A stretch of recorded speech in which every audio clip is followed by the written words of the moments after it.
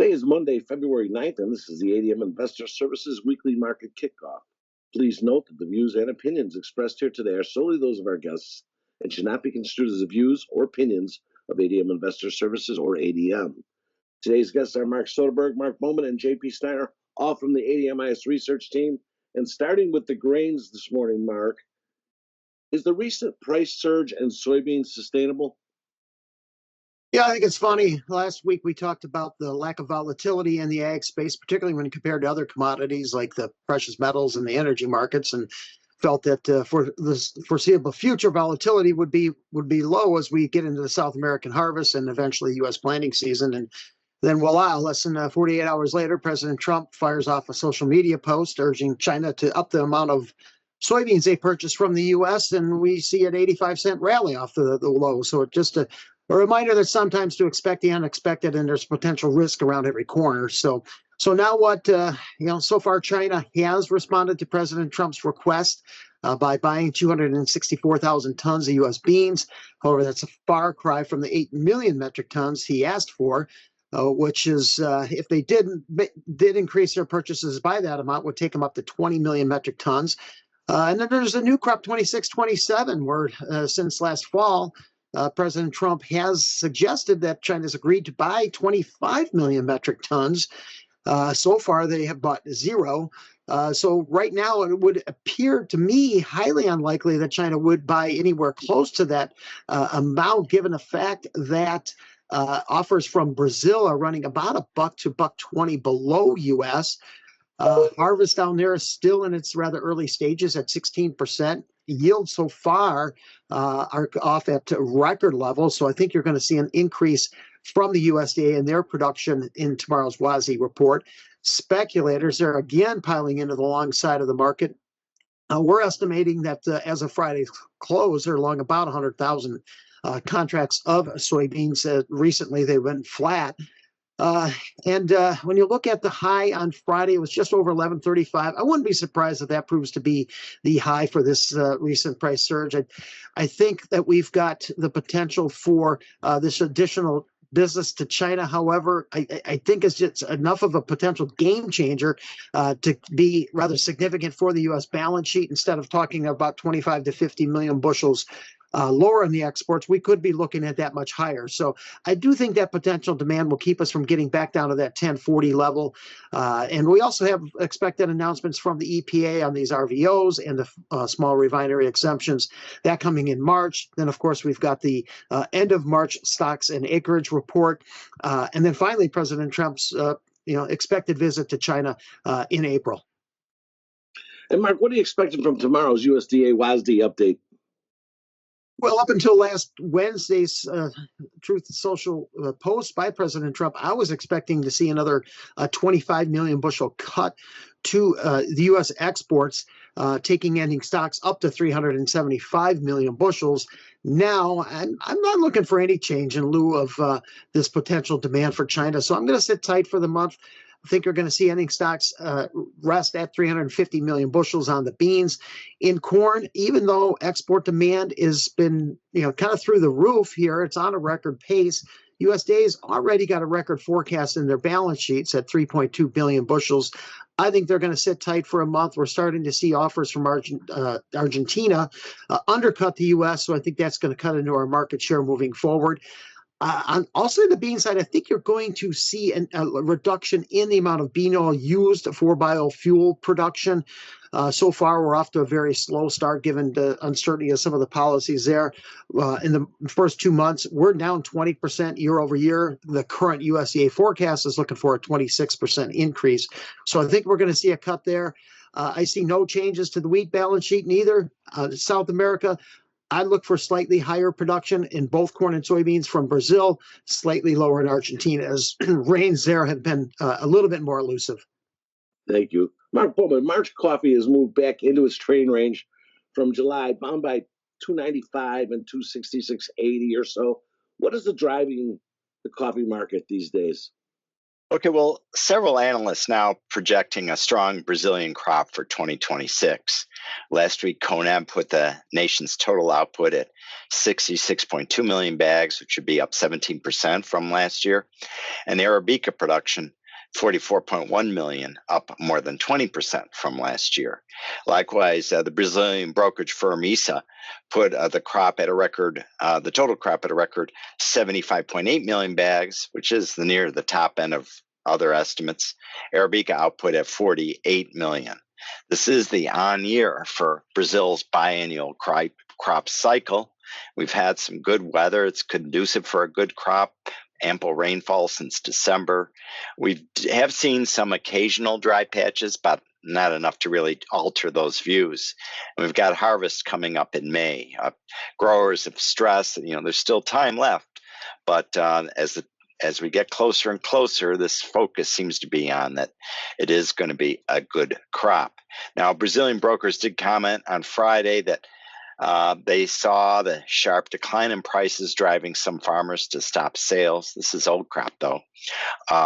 One supportive factor could be, for the market, though, could be a decline in Colombian output.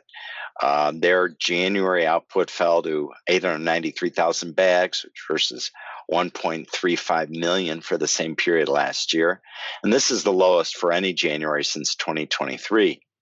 And their 12-month total as of the end of January was 13.2 million bags, which is down from 14.4 million a year prior.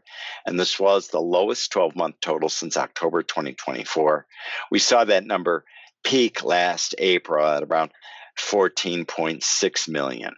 Colombia is the world's third largest coffee producer after Brazil and Vietnam, and the second largest Arabica producer and a big supplier to the U.S. That breakdown you spoke of last week out of a September-January consolidation, that puts a countdown at 253.80. We may have some interim support at 284.75, which is the retracement, 50% retracement of the rally from the 2023 low to last October's high. The market, though, is a bit oversold, and we could see a rally back to 334 even and still be in a downtrend. Mark, let's touch on the crude oil. What factors are facing the crude oil market this week? Well, we had those Iran-U.S. talks that concluded on Friday. There was no big announcement out of that, but we've seen at least an easing of some of the geopolitical concerns, and reports that at least the two sides have agreed to continue to talk.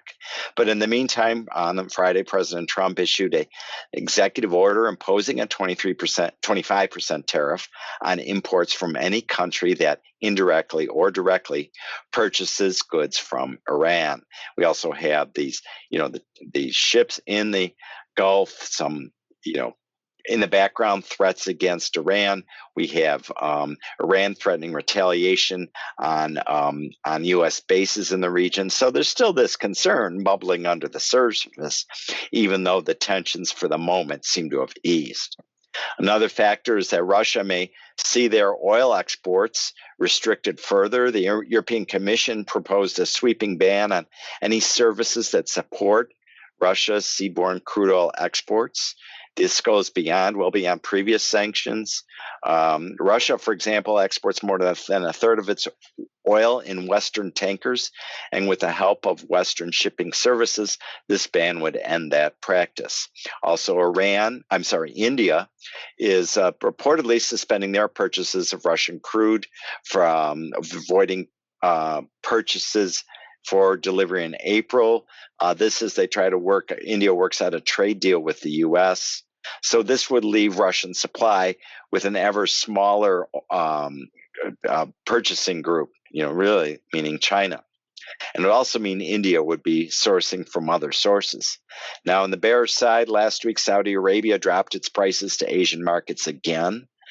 And there is still in the background this general expectation on the part of several groups, including the Energy Information Agency, the International Energy Agency, that global supply will be higher in 2026. And this would seem to limit upside potential in crude oil. We'll continue to watch that market. JP, what does this week's labor and inflation data mean for the Fed? Yeah, we're finally getting January's non-farm payrolls report this week after it was delayed last week due to the partial government shutdown. Non-farm payrolls are expected to rise by around 70,000 for the month, though methodological changes in this report could produce wider than usual range of potential outcomes regarding revisions to previous data. Nonetheless, the report will be key for policymakers at the Fed to see how hiring has continued to hold up after they left rates unchanged at their latest meeting, during which they flagged that labor market had appeared to stabilize. Unemployment was last recorded at 4.4%, where it is expected to stay. Members at the Fed certainly going to look for signs of stability in the figures and are likely to continue to break down how hiring has evolved across industry sectors. Last year, it's no surprise that the healthcare sector was primarily responsible for almost all the net hiring that took place. Last week, we also got December's JOLTS data that showed that openings fell to their lowest level since September 2020. Beneath the headline weakness, though, the layoffs rate was unchanged. That's reinforcing the view that the labor market is cooling gradually rather than deteriorating rapidly.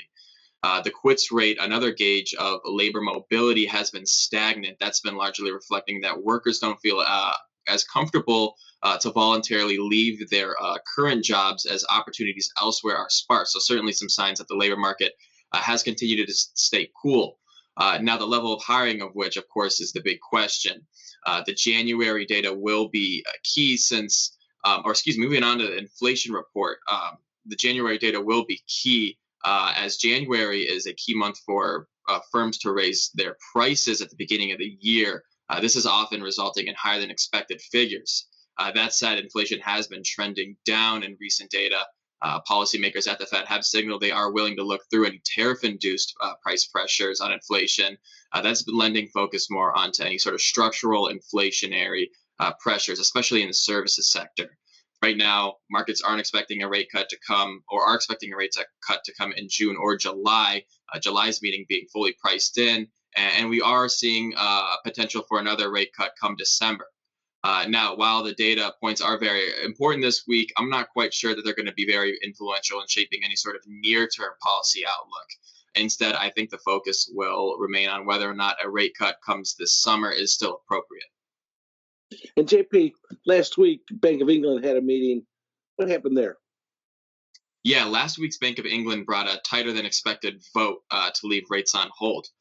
Policymakers voted 5-4 to hold rates steady. The split decision signaled that several policymakers are increasingly comfortable with easing in the near term. That's been reinforcing expectations that policy could soon shift if incoming data continues to point to moderating inflation and softer labor conditions. Before the meeting, polls had expected a less contested 7-2 vote to take place.